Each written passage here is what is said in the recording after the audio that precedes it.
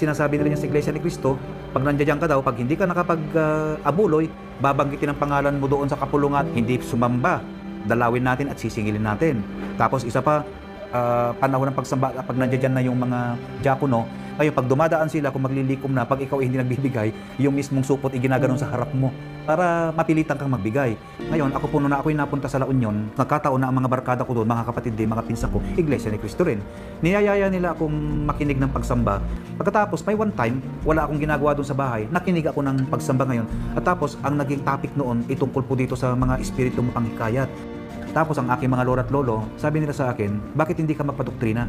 Lolo, lola, wag po muna. Katunayan nga po, 1 taon ako nag-imbestiga bago ako nagpadoktrina eh. Na yung aral kasi na si Kristo ay tao, hindi ko matanggap-tanggap kasi eh. Itinuturing namin kasing Diyos. Sinubukan ko na hindi ako nag-abuloy. Dumaan lang sa harapan ko yung diakono at hindi man huminto. So, ayun ang unang-una. Tapos pangalawa, pagkatapos ng pagsamba, wala naman namang binabanggit na kung sino yung mga hindi sumamba na pupuntahan natin at para singilin. Rinig ko noon, ang Iglesia ni Cristo kasi may sariling Biblia. Hiningi ko yung mga sitas patungkol po sa Panginoong Jesucristo. Pag-aaralan ko po para malaman ko kung ano talagang pareho doon sa binabasa namin.